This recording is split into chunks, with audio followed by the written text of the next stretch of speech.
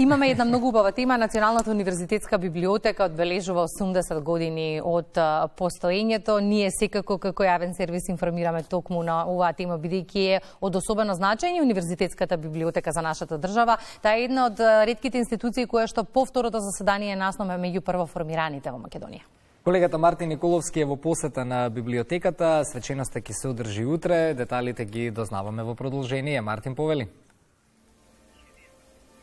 Токму така, 80 години од именувањето на првиот директор и почетокот со работа на Националната универзитетска библиотека Свети Климент Охридски од Скопје во слободна Македонија. Утрово екипата на Македонија наутро се наоѓа во оваа библиотека, а наш соговорник е директорот на оваа установа, господинот Јовица Никчевски. Директор е 80 години, воопшто не се мала бројка. Што ќе се случува утре во оваа установа по повод одбележувањето на овој голем јубилеј?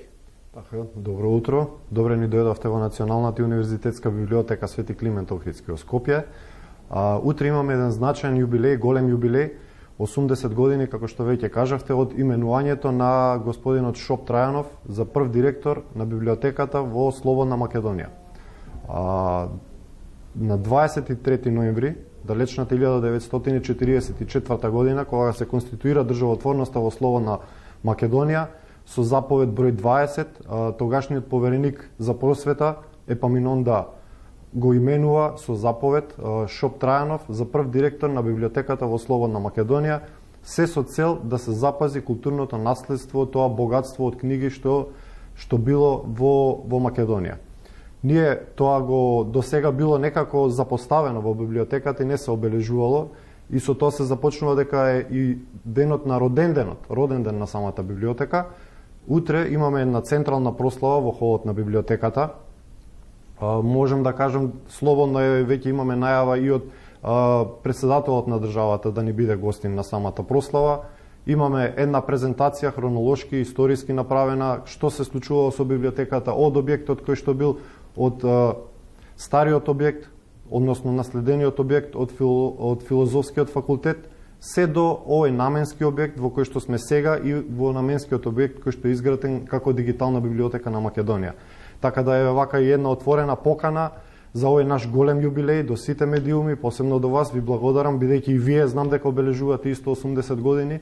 Тука е воспоставена државотворноста, тука сме ние чувари на идентитетот, една ризница на научни, на културни, уметнички достигнувања, ризница на знаење, и се надевам дека ќе продолжиме таа традиција. Со колкав фонд на книги и документи располага вашата библиотека и кој е просекот на бројот на корисници на годишно ниво? Според статистичките податоци што ги имаме, во моментов располагаме со над 3 милиони фонд и негде над 40.000 годишен просек на корисници. Значи таа бројка ни се движи помеѓу 40 и 50.000, нели со короната малце се поместија некои работи, меѓутоа пак се враќаме, повторно ги стигаме тие 50.000 на корисници годишно ниво.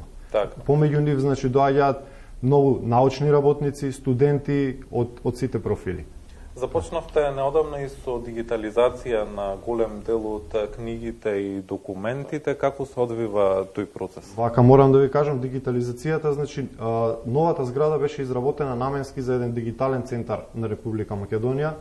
Започната дигитализација ете во таа некоја рана фаза, меѓутоа низ годините некако не се случуваше таа динамика што требаше да се случува. Првенствено дигитализацијата ни е насочена кон заштита на културното наследство, бидејќи самата дигитализација овозможува да го заштитиме фондот и при тоа да го ставиме да биде на корист на сите. Значи без да доаѓате во библиотеката, да можете на дигитална библиотека да пристапите и да го имате тој фонд на располагање од било каде во светот. Процесот на дигитализација поради технички причини беше во мал застој. Сега го решаваме тој проблем. Постоечкиот скенер, кој што е наменски скенер, Зојчел, значи спремен само за старословенските ракописи, не беше во функција од како јас бев именуван за директор, го поправивме, го конфигуриравме, тој ни е ставен во функција, набавив уште 3 нови скенери, така да процесот на дигитализација повеќе нема да трпи одложувања, ќе работиме максимално. Се што имаме авторско право, се што е ослободено од авторско право ќе биде дигитализирано и ставено на нова дигитална платформа која за брзо ќе ви ја најавам, ќе видите една нова електронска дигитална библиотека на Македонија. Толку така. Директоре, кажете ми во каква состојба се читалните на библиотеката? Читалните на библиотеката делумно ни се реновирани, делумно.